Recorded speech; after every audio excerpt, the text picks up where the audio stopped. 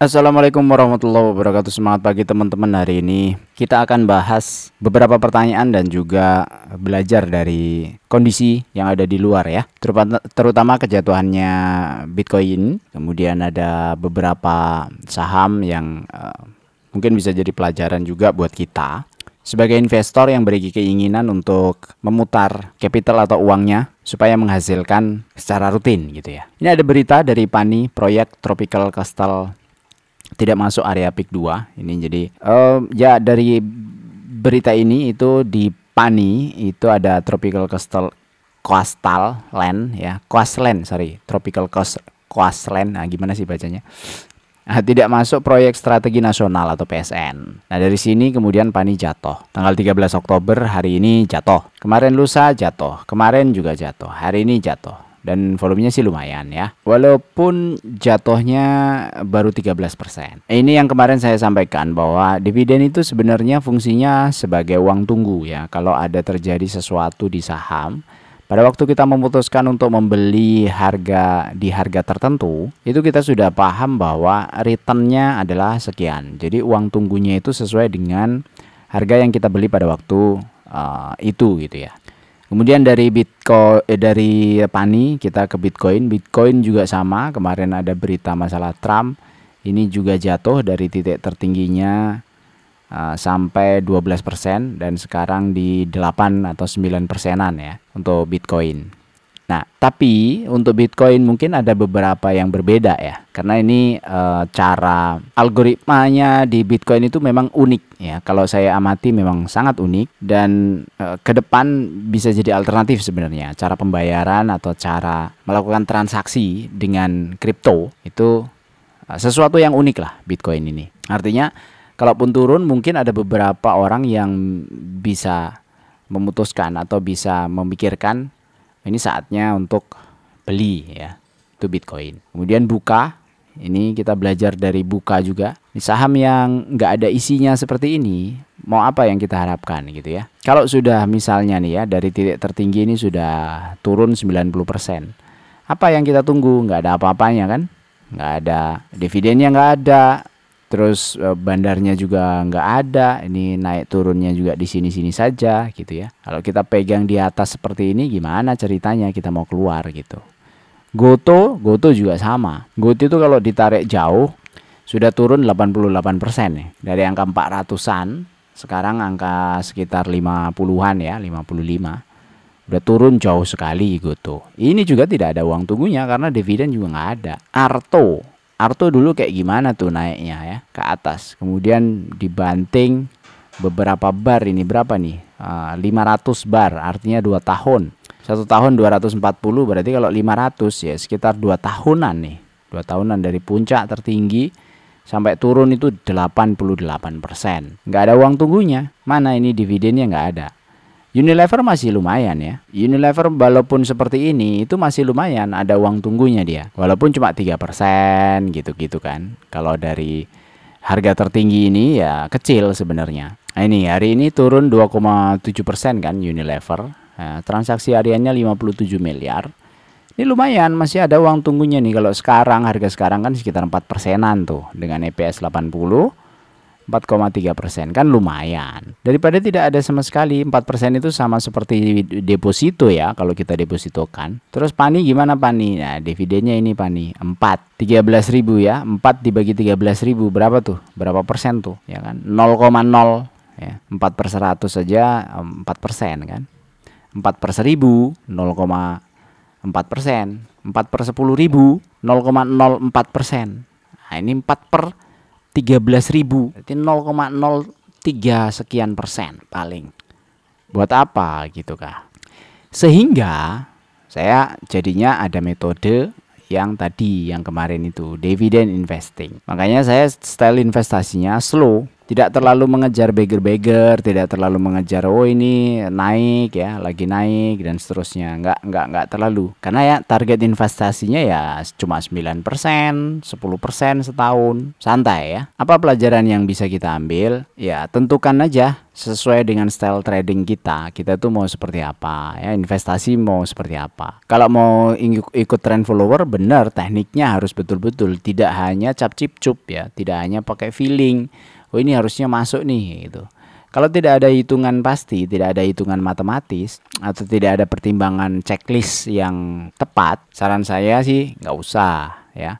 Mending beli di saham-saham yang dividen buat pemula-pemula daripada rungkat. Nah, mending seperti itu. Tapi kalau Anda punya metode yang bisa atau terbukti ya, bisa di backtest atau terbukti lah, paling tidak itu terbukti secara harfiah, ya monggo silahkan. Tapi kalau nggak punya metode, jangan ikut-ikutan. Lebih baik slow, kita fokus kerja, kemudian apa yang kita sisihkan tadi jangan sampai hilang. Dah gitu. Kelebihannya di pasar saham itu liquid, jadi sewaktu-waktu kita bisa ambil itu uangnya. Beda dengan kalau investasi di properti, beda kalau diinvestasi di bisnis misalnya, atau yang lain lah ya. Oke, kita akan jawab pertanyaan juga. Jadi hari ini ada beberapa pertanyaan, termasuk ini buat nyicil masuk saham yang masuk ke dalam list dividend investing. Mas Ari punya waktu tertentu nggak buat masuk keluar? Apa perlu ada alasan teknikal nggak buat ini? Ya memang betul ya Bang. Saya masuk biasanya ada alasan teknikalnya. Saya biasa itu belinya beli di bawah ya. Misal kayak IPCC ini ya. Dulu pas waktu nyicil itu ya pas waktu sideways ini. Sideways ini mulai nyicil. Kemudian naik begini. Nah, biasanya kalau naiknya sudah sangat signifikan itu saya lepas. Misalnya naik nih, ya, nyampe sini aja bisa jadi saya lepas nih. Nah, nyampe sini nih biasa jadi saya lepas kan. Kalau udah mahal ya ganti saham lain. PBSA juga sama. Dulu nyicilnya di area-area sini gitu kan. Kalau udah dimainin begini, ya saya lepas. Itu ganti saham lain. Gitu aja. Pokoknya santai. Kalau dividennya masih oke, ya kita beli. Kalau dividennya sudah kecil, ya bisalah kita ke saham lain. Itu yang pertama. Kemudian kedua, ini kita ngomongin aturan free float kemarin ya. Padahal ada yang komen nih, padahal kalau investor pada untung dapat ikut menggerakkan perputaran ekonomi. Nah ini tergantung investornya. Kalau investornya investor luar negeri ya berarti pergerakan ekonominya di luar negeri kalau dia mau nginvest, kecuali dia nginvest di Indonesia ya. Jadi nggak selalu Bang investor itu seperti kita ya. Karena di IHSG lebih banyak tuh masih di asing gitu. Bang seriusnya nanya untuk saham yang menggunakan teknik jual beli swing itu halal kan Bang? Kalau yang nggak boleh itu di trading frame berapa? Saya sebenarnya gini.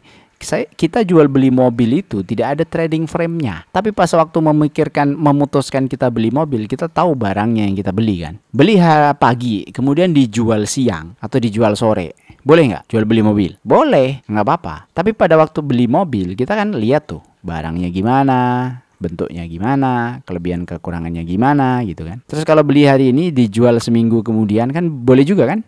Boleh. Di saham, ya, saya mempunyai pemikiran juga ya, seperti itu ya. Sama. Saham syariah, oke. Setelah saham syariah, pada waktu kita beli apa dasarnya? Contoh misalnya kayak yang tadi saya bicarakan nih, Unilever sekarang posisinya kalau harga sekarang itu yield dividen itu 4%. Artinya bagi hasil ke kita itu sekitar 4%. Kalau kita ngambil di harga 1.800. Tapi kalau ngambil harga di 1.000 bisa berbeda ya. Yieldnya bisa 8%, bukan 4%. Jadi pada waktu kita membeli itu kita sadar yieldnya berapa, atau kita sadar keputusan kita itu karena apa, ya di titik itu tidak ada masalah menurut saya gitu. Terus kalau besok tiba-tiba naik jebret, naik tinggi, dan itu udah kita anggap overprice ya. Overprice itu ukuran kita udah enggak lah, ini udah kemahalan, terus kita jual, ya nggak apa-apa. Itu pemikiran saya. Benar apa tidaknya tolong dikonfirmasi ke ustadznya masing-masing. Kalau masalah halal haram tuh masalah keyakinan dengan ustadznya masing-masing, silahkan dikonfirmasi ke sana. Kalau di pasar saham dengan metode pembelian bisa per detik seperti itu dengan trading frame tertentu, itu ya tidak setahu saya halal haram itu tidak ditentukan oleh waktu ya. Ya mungkin ada kejadian-kejadian yang ditentukan oleh keadaan gitu kan. Kayak daging babi itu kalau masih ada alternatif lain ya haram. Itu kalau untuk muslim gitu kan. Kalau keyakinannya yang lain selain muslim bisa jadi berbeda kan. Nah tapi kalau tidak ada makanan lain kecuali itu, dan kalau kita tidak makan itu akan berbahaya, bisa menyebabkan kematian, bisa menyebabkan celaka dan seterusnya, pilihannya hanya itu satu-satunya, kan dibolehkan ya dalam keadaan darurat kalau tidak ada alternatif lain. Seketika ketika ada alternatif lain ya Bu, ya kembali lagi ke hukum asal kan gitu. Mas Arief, boleh tahu nggak portonya udah berapa puluh miliar? Nggak, saya nggak banyak portonya. Orang cita-citanya cuma punya berapa ini tadi? Cita-citanya cuma punya berapa nih? 3 miliar nih ya. Cita-citanya cuma punya 3 miliar. Nggak ding, lebih ding. Lebih sebentar. Nah ini cita-citanya cuma punya 12 miliar nih cita-citanya kan. Dan saya sekarang mungkin di titik tahunnya itu ya belum lama. Untuk metode ini itu belum lama ya. Ya kenal market sudah lama. Tapi yang dulu-dulu saya tidak pakai metode ini. Dan ya porto saya masih kecil. Kalau dijawab 300 miliar, aminkan saja ya. Masih rawan, ini suka bercanda ini sama Mbak Hairun. Terus di video ini terakhir ya. Ini saya spill bonus ya. Ada satu saham yang menurut saya menarik ini, Transpower Marine ya, TPMA. Ini cukup menarik. Posisi sekarang harganya 565. Ya kalau ngomong 9% harga wajarnya 702 ya. 9% itu yield dividen. Kemudian sekarang dengan harga segitu, potensi yield dividennya itu 11,2 miliar. Salah saya. 11,2%. Nah, itu dari mana? Dari EPS 89, kemudian dikalikan dividen payout ratio 71%. Padahal EPS-nya itu memungkinkan di atas 89. Masih memungkinkan. Nah, ini antara 89 sampai 110 ya.